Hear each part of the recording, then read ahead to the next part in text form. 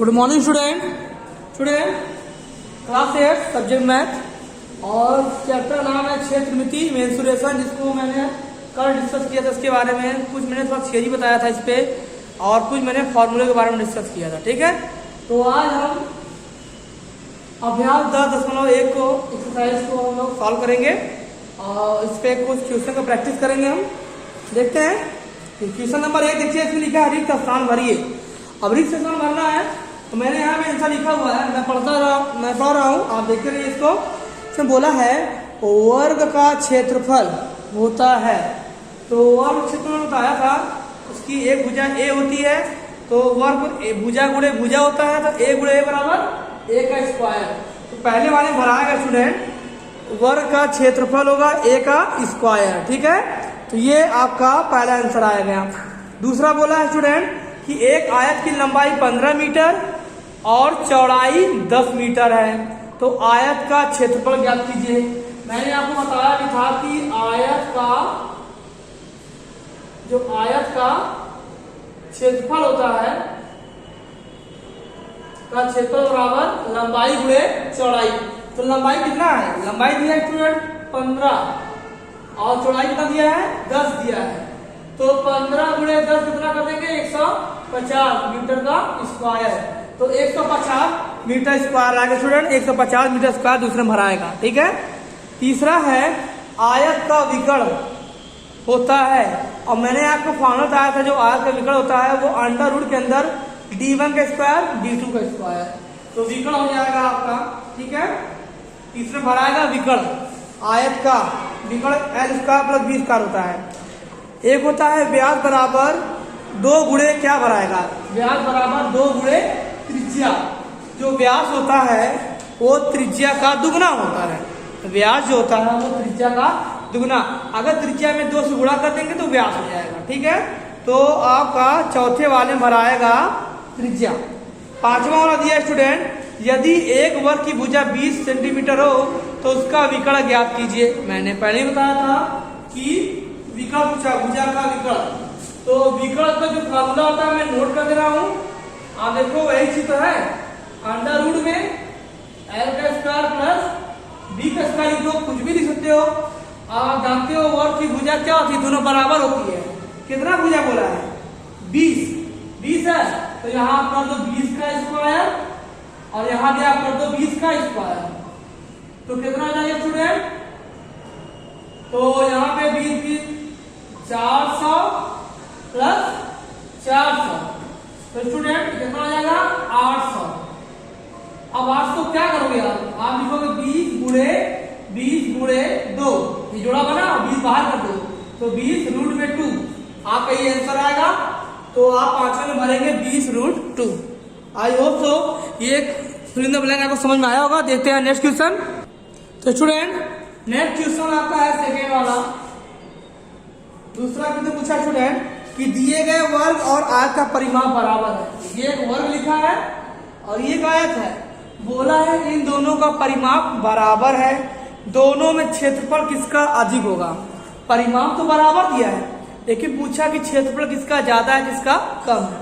तो पहले हम इन दोनों का परिमाप चेक करते क्या परिमाप इनका बराबर है भी कि नहीं। अब आपको पता है कि जो परिमाप होता है कुल भुजाओं क्या करेंगे हम लोग जोड़ देंगे। देखो 50 है, ये भी 50 होगा, ये भी 50 होगा, ये भी 50 होगा, कुल परिमाप कितना हो जाएगा वर्ग का। तो यहाँ पे लिखेंगे हम लोग वर्ग का परिमाप बराबर आयत का परिमाप। तो स्टूडेंट अब वर्ग का परिमाप क्या होता है, भुजा गुणे 4 गुणे भुजा, ठीक, बराबर 4 भुजा में यूज कर देंगे। अब इससे क्या होता है 2 कॉस्ट में l प्लस b, तो 4 गुणे भुजा कितना आ जाएगा 50, 4 गुणे 50 कर देंगे और यहाँ क्या हो जाएगा स्टूडेंट 2। लंबाई कितना दिया है 60, अब यहाँ रखो 60 प्लस चौड़ाई नहीं दिया है, चौड़ाई निकाल लो, तो ये b हो जाएगा। आप देखो कि यहाँ 200 आएगा, यहाँ आएगा 120 प्लस 2b। अब इसे कितना आएगा 200 माइनस 120 बराबर 2b, घटा दो आएगा 80 बराबर 2b, 2 काट दो, b बराबर कितना आ गया 40 सेंटीमीटर। तो ये इसकी चौड़ाई कितनी हो गई? 40 सेंटीमीटर। ये तो परिमाप पता लग गया। कैसे? अगर इसका परिमाप निकालेंगे तो 40 40 80 60 60 120 200 ये हो गया, 200 ये हो गया, परिमाप निकल गया। दूसरा में निकालना है क्षेत्रफल। किसका क्षेत्रफल ज्यादा है? पहले निकालो वर्ग का क्षेत्रफल। वर्ग का क्षेत्रफल बराबर ए स्क्वायर। तो ए कितना है? यानी को ए बराबर 50, तो कितना आएगा? 50। ए का स्क्वायर बराबर 50 का स्क्वायर, तो ए का स्क्वायर बराबर आएगा 2500 सेंटीमीटर का स्क्वायर। ये वर्ग का क्षेत्रफल है। आप सीधे 25 गुणा 25 में कर दो, यही आएगा ना। अब निकालते हैं हम लोग आयत का क्षेत्रफल। तो जो आयत का क्षेत्रफल होता है, आयत का क्षेत्रफल बराबर लंबाई गुणे चौड़ाई। लंबाई कितना स्टूडेंट? 60 है। चौड़ाई कितना है? 40। कितना आया? 2400 सेंटीमीटर का स्क्वायर। अब आप देख के बताओ कि वर्ग का क्षेत्रफल ज्यादा बड़ा है कि आयत का? क्वाड्रेटिक वर्ग का। तो इसका आंसर होगा वर्ग का क्षेत्रफल ज्यादा होगा। ठीक है, ये हो गया आपका क्वेश्चन। देखते हैं हम लोग नेक्स्ट क्वेश्चन। तो स्टूडेंट देखो क्वेश्चन नंबर 3 देख लो आप। क्वेश्चन नंबर 3 है, बोला है कि 88 मीटर भुजा वाले वर्गाकार भूखंड के बदले में रवि एक आयताकार भूखंड खरीदना चाहता है जिसकी लंबाई 121 मीटर और क्षेत्रफल वर्गाकार भूखंड के बराबर है। कहने मतलब ये है कि एक 88 मीटर लंबाई का एक वर्गाकार कोई जगह है, वर्ग में है, जहाँ 28 लंबाई भी है 28 चौड़ाई भी है, लेकिन वो चाहता है कि हमें लंबाई ज्यादा मिले चौड़ाई कम मिले। तो ऐसा वो जमीन लेना चाहता है, लेकिन लंबाई दिया हुआ है 121 मीटर और क्षेत्रफल के बराबर है। तो हमें ये सवाल सॉल्व करना है स्टूडेंट। तो बहुत ज्यादा टफ नहीं है। पहले तो हम निकाल लें वर्ग का क्षेत्रफल। वर्ग का क्षेत्रफल बराबर भुजा गुणे भुजा। तो दिया हुआ है 88 मीटर है, तो 88 गुणे 88 ये हो गया स्टूडेंट। रवि का जो पहले का जगह है वो उतना वर्ग मीटर आया। ठीक है, अभी पूरा नहीं करेंगे, अभी आगे हो जाएगा। लेकिन वो जगह चाहता है आयताकार। अब आयताकार जगह चाहता है तो आप जानते हो कि आयत का क्षेत्रफल क्या होता है? लंबाई गुणे चौड़ाई होता है। तो लिखेंगे हम लोग आयत का क्षेत्रफल बराबर लंबाई गुणे चौड़ाई। एल मतलब लंबाई गुणे चौड़ाई। तो आयत का क्षेत्रफल निकालना है, लेकिन बोला दोनों क्षेत्रफल क्या है? बराबर है। तो जब दोनों क्षेत्रफल बराबर होंगे तो इसके जगह क्या लिखाएगा? 88 गुणे 88। क्यों? क्योंकि जो आयत का क्षेत्रफल है वही वर्ग का भी क्षेत्रफल है। ठीक है, अब लंबाई दिया है कितना? 121 मीटर लंबा होना चाहिए। तो आप लिखो 121 गुणे यहाँ लिखो b। ठीक है, अब b निकालना है, तो यहाँ लिखो 88 गुणे 88 बटे 121 बराबर b। तो 11 11 में 121, 11 8 88, फिर 11 8 88, 8 64। b बराबर कितना आया? 64 मीटर की लंबा चौड़ाई होगी, 121 मीटर लंबाई होगी, अगर इतना वर्ग जगह उसके पास है पहले से तो। ठीक है, देखते हैं स्टूडेंट नेक्स्ट क्वेश्चन। तो स्टूडेंट क्वेश्चन में 4 आपको दिख रहा होगा, 4 नहीं 5 है। ये फिगर दिए हुए कुछ, और इस फिगर में सवाल बोला है कि किसी चींटी, कोई एक चींटी है, फर्श पर बिखरे हुए कुछ भोजन के टुकड़े चारों ओर चक्कर लगा रही है।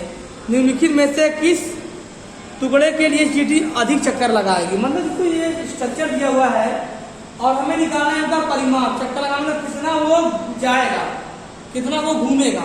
ठीक है, तो घूम गया मतलब कि जितना वो दूरी चलेगा वही पता लगाना है हमको। और वो घूमने मतलब ये है कि कितना लंबा इसकी लंबाई है चौड़ाई है, परिमाप निकालना। जिसका परिमाप ज्यादा होगा वो उतना दूर जाएगा, ये सवाल कह रहा है। तो स्टूडेंट आपको अलग अलग फिगर के लिए परिमाप अलग अलग होता है। तो इसमें निकाल दूं, ये जो परिमाप आप ये देख रहे हो, ये वृत्त नहीं है, इसे बोलते हैं अर्धवृत्त। ये आपको आधा वृत्त दिख रहा होगा। अब आधा वृत्त है तो वृत्त का क्षेत्रफल क्या होता है? वृत्त का क्षेत्रफल होता, सॉरी वृत्त का क्षेत्रफल नहीं, परिधि। अब वृत्त का परिधि क्या होता है? 2 पाई r, ठीक है। तो यही परिमाप है। तो वृत्त का परिमाप बराबर क्या होता है? 2 पाई r। लेकिन ये 2 पाई r ये वृत्त नहीं, अर्धवृत्त है। क्या ये? अर्धवृत्त। जो अर्धवृत्त होगा तो यहां लिखेंगे 2/2 कर देंगे। ये क्या हो जाएगा? कैंसिल हो जाएगा। तो बचा क्या? बस पाई इंटू r। आप देखो कि ये पूरा व्यास है। अगर व्यास 7 है, त्रिज्या कितना होगा? 3.5 होगा, ठीक है। तो त्रिज्या हो गया 3.5। तो आप देखो कि पाई का मान कितना होता है? 22/7 गुणे त्रिज्या कितना है? त्रिज्या हो जाएगा आपका 3.5। अगर यहाँ करो तो भाग कर दो, काटो तो आपको 35.5 आएगा और कितना हो जाएगा? 22×5 = 110। तो दशमलव यहाँ लगे 11 आ जाएगा। तो 11 सेंटीमीटर ये इसका परिमाप आया, ठीक है। अब आप इसका निकालो। तो इसका निकालने का मतलब क्या है कि जोड़ दो पूरा। अब यहाँ चलेगा तो 7 हो गया, 7 3 10 और 3.5 7 कितना हो गया? 7 हो गया। तो 7 7 14 हो गया, 3 3 6 20 आएगा, ठीक है। तो यहाँ लिखो आप लोग परिमाप बराबर 3.5 प्लस 3.5 प्लस 3 प्लस 7 प्लस 3 सबको जोड़ दो, आपका आ जाएगा 20 सेंटीमीटर, ठीक स्टूडेंट। अब यही काम यहाँ करना है। अब यही काम यहाँ करना है। आप देख रहे हो कि अगर मैं इसको मिला दूं तो ये आयत दिख रहा है। जब आयत दिख रहा है आपको तो आयत का परिमाप क्या होता है? दो कोण में लंबाई प्लस चौड़ाई, यही होता है परिमाप, ठीक स्टूडेंट। ये परिमाप होता है। तो लंबाई कितनी है? 7 है। चौड़ाई कितनी है? 4 है। तो कितना हो जाएगा? 7 4 11, 2 गुणे 22। तो स्टूडेंट 11 हो जाएगा ना। तो 11 दूनी 22 सेंटीमीटर। तो 22 सेंटीमीटर आया। अभी ये भाग बचा हुआ है और ये भाग जो है वो मैंने यहाँ निकाला हुआ है, ठीक है ना। अब ये भाग मैंने यहाँ निकाला हुआ है, कोई दिक्कत नहीं, नहीं निकाल तो भी चलेगा। क्यों? क्योंकि यहाँ 11 है, यहाँ 20 है, यहाँ 22 है। तो सबसे ज्यादा परिमाप इसी का होगा, ठीक है। तीसरे वाले का परिमाप सबसे ज्यादा होगा। देखते हैं नेक्स्ट क्वेश्चन। तो स्टूडेंट क्वेश्चन नंबर 6 देखो आप। क्वेश्चन नंबर 6 दिया हुआ है यहाँ पे, क्या लिखा है ना कि सही गलत बताइए। 6वां नंबर देखिए आप। तो वहां लिखा है ना कि सब लिखा होगा वहां पे, हमें यहाँ बताना है कि सही है कि गलत। तो बोला है समलंब चतुर्भुज का क्षेत्रफल 1/2 a + b गुणे h होता है। ये मैंने बताया था कि 1/2 a + b गुणे h होता है। क्यों? क्योंकि ये दोनों भुजाओं का योग होता है, गुणे ऊंचाई बटे 2। ये समलंब का क्षेत्रफल का फार्मूला है स्टूडेंट। तो पहला सही होगा। क्या होगा? पहला सही होगा। आप देखो कि सेकेंड क्वेश्चन दिया है समचतुर्भुज का क्षेत्रफल चौड़ाई गुणे ऊंचाई होता है। अब चौड़ाई गुणे ऊंचाई तो नहीं होता, ये होगा गलत, ठीक है। अब आ जाओगे नेक्स्ट क्वेश्चन स्टूडेंट। समचतुर्भुज का परिमाप 16 होगा यदि इसकी भुजा 3 है। अब 3 भुजा है, भुजा आपका इवन संख्या है, मतलब कि विषम संख्या है, परिमाप 16 है। तो समचतुर्भुज के लिए ये मान नहीं होगा, ये गलत होगा, ठीक है। तो सॉल्व करना होगा, आप कर लेना। फिर लिखा नेक्स्ट, यदि किसी समचतुर्भुज के विकर्ण 16 है और 12 है तो उसका क्षेत्रफल 96 होगा, मीटर स्क्वायर होगा। बिल्कुल होगा, मैंने आपको बताया भी था, मैं सॉल्व कर भी दे रहा हूँ कि उसका जो बीटा फॉर्मूला होता है यहाँ लिखा होता है h² + b²। अगर आप इसका मान फिर चेक करोगे तो 16 का स्क्वायर प्लस 12 का स्क्वायर आएगा स्टूडेंट। आप देख लो यहाँ पे 16 16 में होते हैं 256 प्लस 144। अब आप दोनों जोड़ दो, आखिर कितना होता है चेक कर ले। तो यहाँ पे है 16, यहाँ पे है 16 और